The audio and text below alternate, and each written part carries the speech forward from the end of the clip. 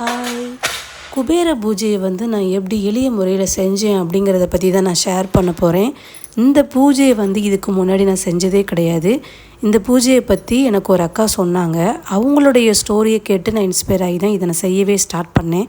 சரி, ஓகே, நாமளும் செஞ்சு பார்க்கலாம் அப்படின்னு சொல்லி தான் ஸ்டார்ட் பண்ணேன். ஆனால் அவங்க என்ன சொன்னாங்க அப்படின்னா, நான் அந்த பூஜை செஞ்ச 2வது வாரமே எனக்கு ஒரு மிராக்கிள் நடந்துச்சுன்னு சொன்னாங்க. சரி, ஓகே, நம்மளும் ட்ரை பண்ணலாம் அப்படின்னு சொல்லி நம்ம எப்போதும் சாமி கும்பிட்ற மாதிரி கும்பிடுவோம். எக்ஸ்ட்ரா ஒரு விளக்கு வச்சு அதுக்கு செய்ய வேண்டிய ஒரு சில பூஜைகளை மட்டும் செய்யலாம் அப்படின்னு சொல்லி தான் நான் ட்ரை பண்ணேன். செஞ்ச 2வது வாரமே எனக்கும் ஒரு அதிசயம் நடந்துச்சு. சத்தியமாக என்னால் நம்ப முடியல. பட் நான் இந்த பூஜையை பண்ணதுக்கப்புறம் நான் பெருசாக எதுவும் யோசிக்கலை. நமக்கு காசு வரும், பணம் வரும், ஏதாவது ஒரு நடக்கும் அப்படின்ற எனக்கு எந்த திங்கிங்லாம் கிடையவே கிடையாது. நான் ஜஸ்ட் அந்த பூஜையை பண்ணிவிட்டு எப்போதும் கேஷுவலாக எப்படி இருப்பனோ அந்த மாதிரி என்னுடைய ரொட்டீன் ஒர்க்கை ஸ்டார்ட் பண்ணிட்டு தான் இருந்தேன் டெய்லி. ஆனால் 2வது வாரம் பண்ணி முடித்ததுக்கப்புறம் 2 நாள் கழித்து எனக்கு இந்த மாதிரி ஒரு அதிசயம் நடந்துச்சு. இதை பார்த்தது எனக்கு டக்குன்னு இந்த பூஜையை பண்ணனால தான் எனக்கு இப்படி நடந்துச்சுன்னு நான் யோசிக்கவே இல்லை. கொஞ்சம் நேரம் கழித்து தான் நான் யோசிச்சு பார்க்குறேன், ஓகே, இதனால தான் நமக்கு இப்படி கிடச்சிருக்கோ அப்படின்னு சொல்லிட்டு. இதை என்னோடய ஹஸ்பண்ட்டை ஷேர் பண்ணேன். அவங்க என்ன சொன்னாங்கன்னா, அவங்களுக்கு தெய்வ நம்பிக்கையே கிடையாது ஆக்சுவலாக. இதை சொல்லவுமே அவங்களே யோசிக்க ஆரம்பிச்சிட்டாங்க, ஒருவேளை இருக்கலாமோ அப்படின்னு சொல்லிட்டு. சரி, ஓகே அப்படின்னு சொல்லிட்டு, சரி இந்த பூஜையை நீ பண்ணுன்னு எனக்கு பெர்மிஷன் கொடுத்தாங்க. அதுக்கப்புறம் 3வது வாரம் கொஞ்சம் ஸ்பெஷலாக பண்ணலாம் அப்படின்னு சொல்லிட்டு தான் என்ன பண்ணேன்னா, நான் கொஞ்சம் திங்ஸ்லாம் வாங்கி நல்லா கொஞ்சம் ப்ராப்பராக, ரொம்ப ப்ராப்பரானு சொல்ல முடியாது, என்னால் முடிஞ்ச ஒரு பொருட்களை வாங்கி பண்ணலான்னு சொல்லி ஸ்டார்ட் பண்ணேன்.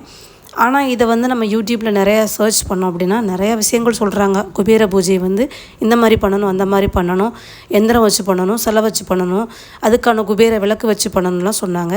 இப்போ சொன்ன எந்த ஐட்டமே நான் எதுவுமே வைக்கல. வெறுமனா நான் மனசை ஒரு நிலைப்படுத்தி ஒரு இன்ட்ரெஸ்ட்டோடு நான் செஞ்சேன்.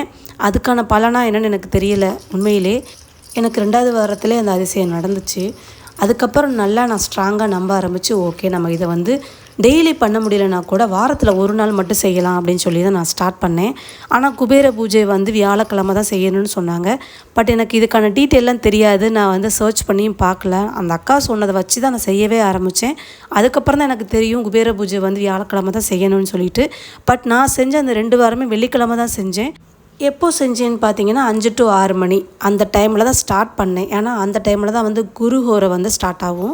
அதனால் அந்த டைம்லேயே ஸ்டார்ட் பண்ணலான்னு சொல்லிவிட்டு அந்த ஹோரையை மட்டும் நான் பார்த்து ஸ்டார்ட் பண்ணேன். வேறு எதுவுமே நான் செய்யலை. இந்த குபேர பூஜை பண்ணுறதுக்கு குபேர விளக்கு இருந்தால் நல்லாயிருக்கும், அப்படி இல்லைன்னா உனக்கிட்ட எந்த விளக்கு இருக்கோ அதில் பண்ணுன்னு சொன்னாங்க. பட் நான் ஆல்ரெடி யூஸ் பண்ணி வச்சுருந்த ஒரு வெள்ளி விளக்கு இருந்துச்சு. ஓகே, அதை தான் நான் யூஸ் பண்ணியிருந்தேன். மற்றபடி குபேரருக்கு பிடிச்ச ஒரு நைவேத்தியம்லாம் எனக்கு தெரியலை. அதனால் அதை பற்றி நான் எதுவும் வைக்கலை. பட் நான் எப்போதும் சாமி கும்பிட்டேன் அப்படின்னா நைவேத்தியமாக பால் வைப்பேன்.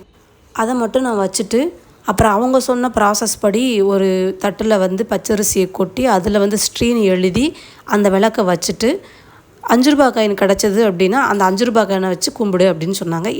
அந்த 5 ரூபா காயினுமே 108 இருக்கணும்னு சொன்னாங்க. பட் அன்னைக்குன்னு பார்த்து என்கிட்ட 4 தான் இருந்துச்சு. திடீர்னு ஒரு பூஜை செய்யும்போது எப்படி நம்மக்கிட்ட காயின் இருக்கும்.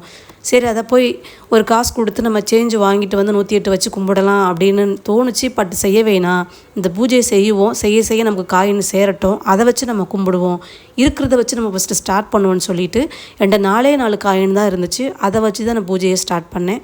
திரும்ப மறுவாரம் நான் காயினை சேர்க்க ஆரம்பித்தேன் கொஞ்சம் கொஞ்சமாக. அப்புறம் எனக்கு ஒரு 12 காயின் கிடச்சிச்சு. அதை வச்சு மறுநாள், அதாவது அடுத்த வார பூஜையை நான் செஞ்சேன். பட் நீ எக்ஸ்ட்ரா எதுவுமே வாங்கலை. வாரம் என்ன வச்சு கும்பிட்டனோ அதே தான் மறுவாரமும் வச்சு கும்பிட்டேன். வேறு எதுவுமே செய்யலை. பட் முழு நம்பிக்கையோடு வச்சு நான் சாமி கும்பிட்டேன். இன்ட்ரெஸ்ட்டோடு நான் செஞ்சேன். எனக்கு அது வேணும் இது வேணும்னு எதுவும் நான் யோசித்து நான் கேட்டும் செய்யலை. ஒரு விருப்பம் இருந்துச்சு, அதை செஞ்சேன். கொடுக்குறத கொடுக்கட்டும் அப்படின்னு சொல்லி பார்த்தோன்னா 2வது வாரத்துலேயே எனக்கு அந்த அதிசயம் நடந்துச்சு. சரி, ஓகே. அதுக்கப்புறம் நான் அதை முழுமையை நம்ப ஆரம்பித்தேன். நமக்கு எப்போதும் கிடைக்காத ஒரு பணம் ஏதோ ஒரு ரூபத்தில் நமக்கு வருது அப்படின்னு சொல்கிறத நான் நம்ப ஆரம்பித்தேன். அதுக்கப்புறம் 3வது வாரம் கொஞ்சம் ஸ்பெஷலாக பண்ணலாமேன்னு சொல்லிவிட்டு வேறு ஒன்றும் பண்ணலை. வெத்தலை பாக்கு, வாழைப்பழம், இது மட்டும் தான் நான் எக்ஸ்ட்ரா வாங்கியிருந்தேன். வேறு எதுவும் வாங்கலை. அதை வச்சு கொஞ்சம் கும்பிட ஆரம்பித்தேன். ஒரு அதிசயம் என்ன நடந்துச்சு அப்படின்னா, 2வது வாரம் நான் சாமி கும்பிடும்போது எனக்கு பூவே கிடைக்கல. சரி, ஓகே, பூ இல்லாமல் எப்படி சாமி கும்பிட்றது, இந்த வாரம் விட்டுறலாமா அப்படின்லாம் யோசிக்க ஆரம்பித்தேன். கடைசியில் பார்த்தோன்னா சரி, ஓகே, பூ இல்லைனாலும் பரவாயில்ல, நம்ம முழு நம்பிக்கையோடு வச்சு நம்ம சாமி கும்பிடலான்னு சொல்லிவிட்டு நான் சாமி கும்பிட ஸ்டார்ட் பண்ண போகிற அந்த டைமில் எனக்கு பூ கிடச்சிது. இது வந்து நிறைய பேருக்கு சில்லியாக தெரியலாம், இது நான் ஒரு பெரிய விஷயமா அப்படின்னு சொல்லிட்டு. ஆனால் தெய்வ நம்பிக்கையாக இருக்கிறவங்களுக்கு வந்து இது பெருசு தான். சின்ன சின்ன விஷயங்கள் கூட வந்து கடவுள் நமக்காக வந்து அந்த நேரத்தில் வந்து கொடுத்துருக்காரு அப்படிங்கிறது வந்து தெய்வ நம்பிக்கை உள்ளவங்களுக்கு வந்து இது பெருசாக தெரியும். நான் அப்படி தான் பார்க்குறேன். நான் முழு நம்பிக்கையோடு இருந்து பண்ண ஆரம்பித்ததுனால நான் தேவைப்படுறது எனக்கு கிடைக்கிது அப்படிங்கிறத நான் உணர்கிறேன். எனக்கு அப்போவே ரொம்ப சந்தோஷமாக இருந்துச்சு. பூ கையில் வாங்கிட்டு வந்து அந்த ஒரு முழு நம்பிக்கையோட சந்தோஷத்தோடு நான் சாமி கும்பிட்டேன். 2வது வாரம் சாமி கும்பிட்டதுக்கப்புறம் தான் எனக்கு இதெல்லாம் நடந்துச்சுன்னு நான் சொல்லியிருந்தேன். இதெல்லாம் நான் ஏன் ஷேர் பண்ணுறேன், எதுக்கு இந்த வீடியோ போடுறேன் அப்படின்னா, எனக்கு இந்த ஒரு அதிசயம் நடந்ததுனால தான் இதை மற்றவங்களுக்கு நம்ம சொல்லுவோம், அவங்களும் பண்ணட்டும், நம்மளை மாதிரி தெரியாமல் இருந்தவங்களும் தெரிஞ்சுக்கிறட்டும் அப்படிங்கிறதுக்காக தான் நான் போட்டேன். இப்போ பூஜை பண்ணி எதுவுமே ஒரு பலன் இல்லைன்னா நம்ம சொல்ல மாட்டோம். அந்த பலன் இருந்தால் தானே மற்றவங்கள்ட்ட ஷேர் பண்ணணும்னு தோணும். ஸோ அப்படி நினச்சி தான் நான் போட்டேன். நீங்களும் இந்த மாதிரி ட்ரை பண்ணி பாருங்கள். ரொம்ப எளிமையான முறையிலேயே நம்ம குபேர பூஜை பண்ணலாம். நம்மக்கிட்ட இருக்கிற பொருளை வச்சே பண்ணலாம். ஒரு விளக்கை வச்சு நம்ம வந்து அதிலே ஸ்டார்ட் பண்ணுங்கள். போக போக உங்களுக்கு தேவையான பொருள் உங்கள் கையில் வந்து கிடைக்கும். அதுக்கான சந்தர்ப்பத்தை வந்து உருவாக்கி கொடுப்போம் இந்த இயற்கை. அதை நீங்கள் ட்ரை பண்ணி பாருங்கள். இந்த பூஜையை வந்து டெய்லியும் 108 நாட்களும் கும்பிட்றவங்களும் இருக்காங்க, வாரம் கும்பிட்றவங்களும் இருக்காங்க. நான் வந்து வாரத்தில் ஒரு நாள் தான் கும்பிட்டேன், டெய்லியெல்லாம் கும்பிடலை. பட் வந்து 48 நாட்கள் கண்டினியூவாக கும்பிடணுன்ற ஒரு எண்ணம் இருக்குது. அது எப்போ ஸ்டார்ட் பண்ணணும்னு தெரியலை. சீக்கிரமே நான் பண்ணிவிடுவேன்.